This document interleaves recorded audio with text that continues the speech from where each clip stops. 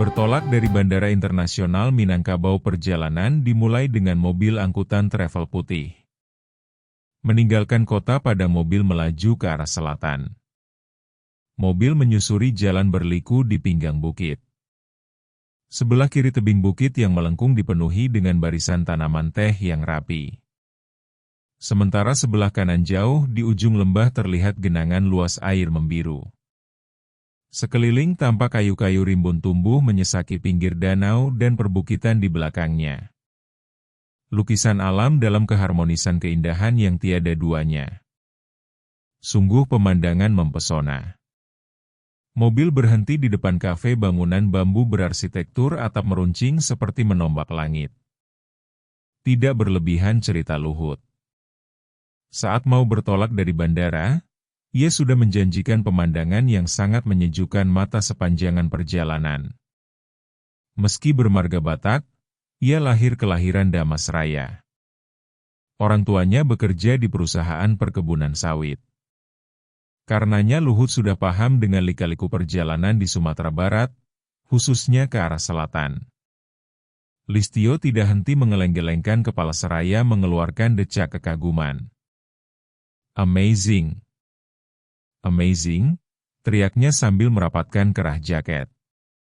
Itu danau kembar, kata Luhut. Cuman satu kelihatan. Mana satu lagi? Kejar Listio. Luhut menjelaskan danau satu lagi akan kelihatan bila mereka sudah berjalan. Benar saja. Seusai ngopi dan sarapan, dalam perjalanan melalui jalan yang berdebu, kedua danau kembar kelihatan. Kemudian sepanjang perjalanan dari Alahan Panjang hingga Padang Aro 5 orang penumpang Hiace lebih banyak memejamkan mata menidurkan kelelahan perjalanan. Esok hari, ketika kabut pagi di Solok Selatan menyembunyikan wajah Gunung Kerinci yang angker, mereka mengawali langkah. 5 pendaki dari Bandung itu memulai pendakian dengan semangat, tak menyadari bahwa gunung berapi tertinggi di Indonesia itu menyimpan rawa zaman yang tak pernah benar-benar tidur. Bowo, ketua rombongan, memimpin dengan langkah mantap. Tas carrier-nya penuh dengan peralatan survival, mencerminkan pengalamannya sebagai aktivis Mapala yang pernah menaklukkan Puncak Jaya di Papua. Di belakangnya, Listio dan Dasko, 2 pendaki pemula, terengah-engah mengurai langkah. Wajah mereka pucat namun tetap bersemangat. Jangan buru-buru. Nikmati saja ritme napas, ujar Firman, pemandu lokal berusia 30 tahun yang berjalan di barisan tengah. Suaranya berat, namun menenangkan. Firman dan Yanto, yang memandu rombongan, sudah ratusan kali menjejakkan kaki di Puncak Kerinci. Tapi kali ini, Firman terlihat lebih serius. Kalian harus patuhi semua arahan. Kerinci bukan gunung sembarangan.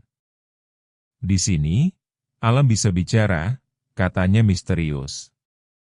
Mereka mulai merasa pendakian menjadi ujian terberat. Medan semakin curam, udara tipis, dan hujan gerimis membuat tanah licin.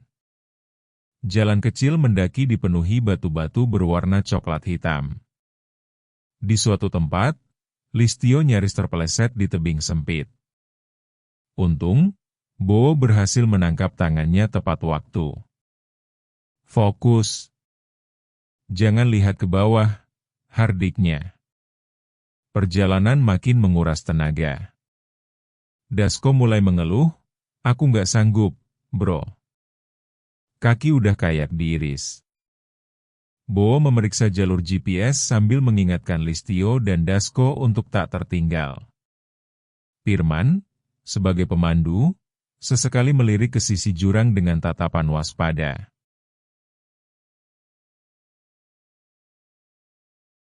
Kita harus sampai pos 3 sebelum maghrib, bisiknya pada Yanto, yang mengangguk serius.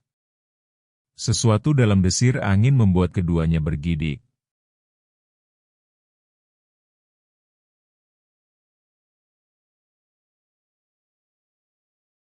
Hari kedua pendakian, mereka menemui batu besar berukir tulisan usang, Di sini kami berkibar PKI 1965.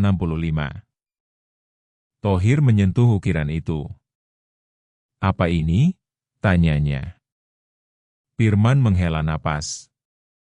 Ia bercerita, dulu ada kelompok orang politik yang naik ke sini untuk ritual. Mereka hilang diterjang longsor, tapi suara-suara aneh tetap ada. Tidak ada yang memberikan komentar. Cerita itu dianggap sekadar legenda, sampai malam itu. Di pos 3, sekitar api unggun, Dasko tiba-tiba berdiri kaku. Matanya melotot ke kegelapan. Dengar nggak? Ada yang teriak. Hidup Bung. Semua terdiam. Tidak terdengar apa-apa. Hanya suara jangkrik. Bacot lu, Dasko. Ngeri-ngeriin, ledek Thohir, tapi Firman tiba-tiba berbisik lirih. Itu bukan pertama kali. Tahun 2017, pendaki Jepang rekam suara teriakan, hidup revolusi. Di sini, Bowo mengernyit tidak percaya. Tapi ia diam saja. Firman mengangkat bahu. Gunung ini punya caranya sendiri menyimpan rahasia, katanya.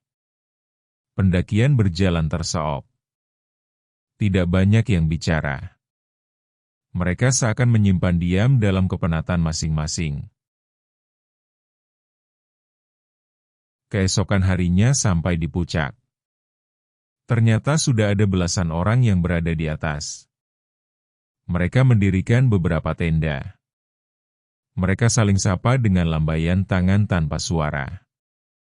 Saat rombongan sudah berada di puncak, kabut tebal tiba-tiba menyapu seluruh permukaan.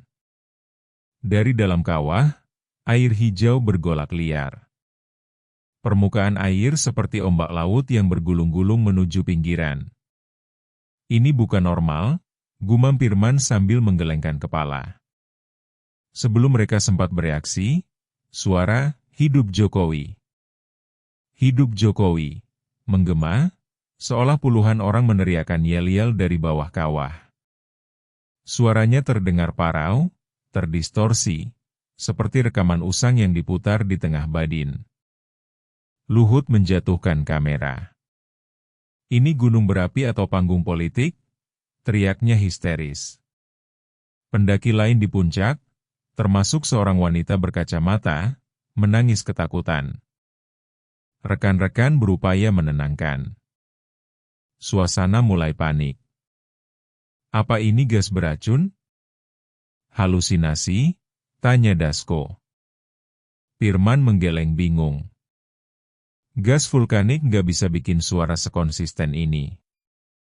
Yanto menarik lengan Bowo. Kita harus turun. Sekarang. Bowo tak kenal Gunung Kerinci. Ketika Firman memberi anggukan, ia pun menyampaikan perintah pada rekan-rekan.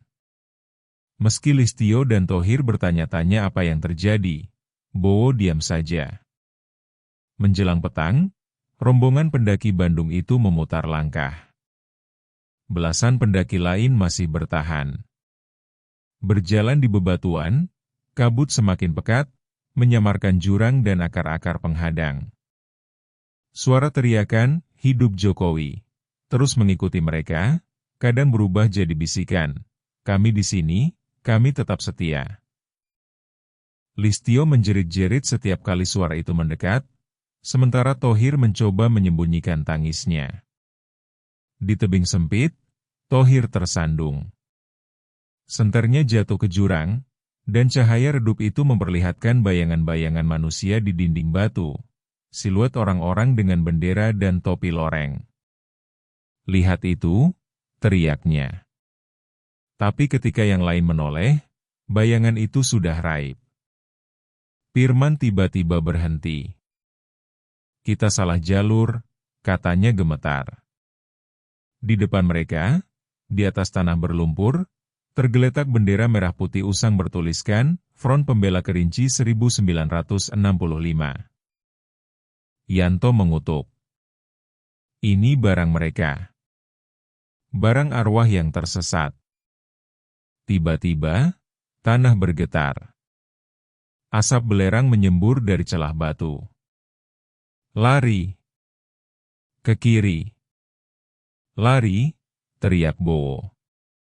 Tapi Listio berlari ke arah berlawanan, matanya kosong. Dia kesurupan, jerit Dasko. Bowo mengejarnya, tapi Listio berteriak, mereka memanggilku. Mereka bilang Jokowi adalah penerus. Di tepi jurang, Listio berhenti. Dari bawah, suara, hidup Jokowi, bergema seperti paduan suara. Listio, itu bukan suara manusia, teriak Bowo, menariknya keras. Saat itulah batu besar meluncur, nyaris menghancurkan mereka. Mereka terperosok ke dalam lembah sempit dipenuhi semak. Tidak ada yang luka-luka atau patah. Pakaian yang berlapis menjadi penyelamat. Bowo selaku ketua menenangkan rekannya seraya berulang-ulang berkata bahwa itu hal biasa dalam pendakian. Melalui seluler jadul yang dibawanya, Firman memberitahu petugas di pos pendakian. Mereka kesulitan keluar dari jurang. 2 malam terkurung, suara-suara aneh, hidup Jokowi. Hidup Jokowi, masih terdengar. Biasanya terdengar ketika hari akan berganti. Setelah pukul 00. Firman menghidupkan speaker portabel hitam yang dibawanya. Ia memutar lagu aneh. Musiknya terdengar meliuk-liuk, tetapi suara penyanyi berdentang-dentang. Lagu apa itu? Tanya Luhut. Tidak hanya Luhut yang lain juga tidak kenal dengan nyanyian itu. Bahasa yang tidak mereka kenal. Itu lagu bahasa Kerinci untuk pengusir setan, jelas Firman. Pengusir setan? Firman menjawab dengan hembusan asap rokok. Bergulung-gulung menyibak kegelapan malam. Tahu siapa Jokowi? Tanya Bowo.